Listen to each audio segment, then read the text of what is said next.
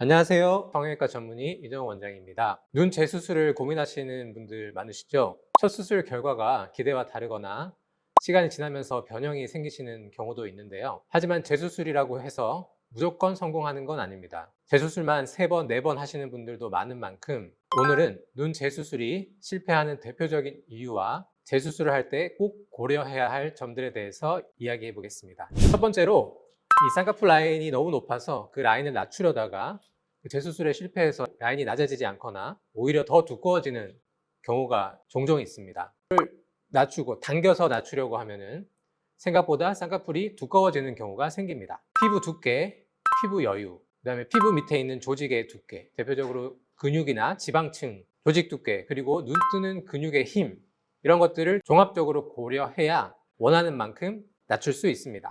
케이스를 한번 보시겠는데요. 케이스를 보시면 이 쌍꺼풀 재수술을 했는데도 쌍꺼풀이 원하는 만큼 낮춰지지 않았어요. 이분을 보시면은 눈 뜨는 힘이 부족한 분이고 피부 두께가 좀 있는 분인데 그것을 고려하지 않고 라인을 설정하다 보니까 이 라인이 팽팽하게 당겨지지도 못하고 눈 뜨는 힘이 여전히 부족해 보여서 늘어진 쌍꺼풀, 소세지 같은 쌍꺼풀이 재발된 케이스입니다. 그래서 눈 뜨는 근육과 피부의 두께를 고려해서 적합한 쌍꺼풀 크기를 디자인하고 적절한 눈매 교정과 쌍꺼풀 낮추기를 통해서 탄력 있고 자연스럽게 낮아진 쌍꺼풀과 또렷한 눈매를 재수술을 통해서 얻으실 수 있었습니다. 눈 재수술 망하는 이유 두 번째, 눈 뜨는 힘이 약한 경우 원하는 디자인보다 쌍꺼풀이 커지는 문제가 생길 수 있는데요. 눈 뜨는 힘이 약한 분들은 쌍꺼풀 라인을 그대로 만들면 생각보다 쌍꺼풀이 더 크게 나오는 경우가 많습니다. 이런 분들은 눈을 뜰 때 이마 근육을 많이 쓰기 때문에 낮게 디자인한다고 해서 실제보다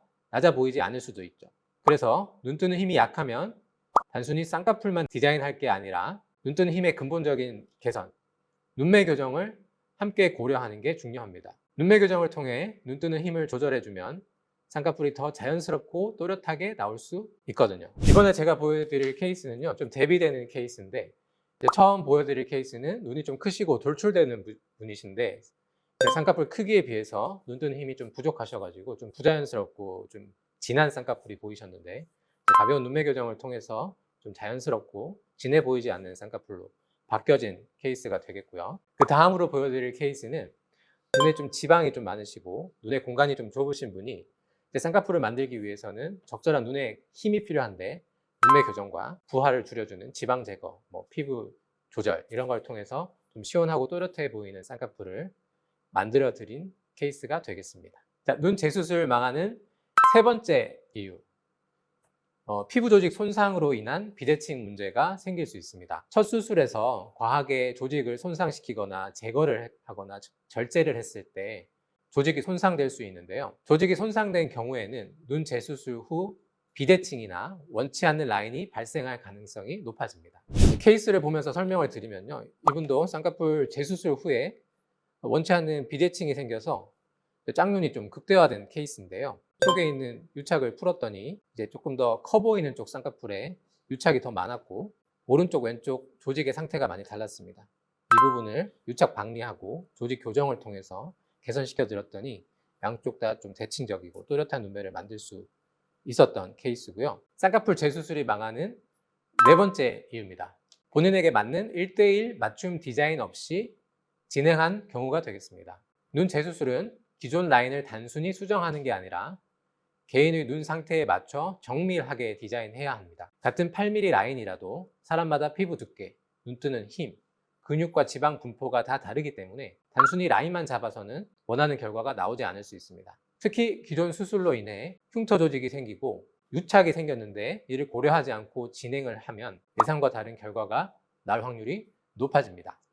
지금 보실 케이스는 본인 눈에 맞지 않는 쌍꺼풀 크기를 디자인했고 좀 얄쌍한 눈을 원하셔서 조직 제거를 너무 많이 해버려서 부자연스러운 쌍꺼풀, 풀려버리는 쌍꺼풀, 겹주름, 눈두덩이 함물 같은 게 생기신 경우입니다. 이런 분 같은 경우에는 본인이 가지고 있는 그 기왕력, 히스토리, 그리고 본인 눈과 조직의 상태 이런 것들을 긴밀히 소통하고 1:1로 맞춤 디자인을 하지 않았다면 재수술 역시 망하실 수 있었던 경우였는데 수술 전에 충분히 상담하고 눈의 상태를 체크한 다음에 본인 눈에 맞는 1:1 맞춤 디자인을 했기 때문에 재수술을 성공할 수 있었던 그런 경우가 되겠습니다. 마지막으로 재수술 실패하는 다섯 번째 이유인데요.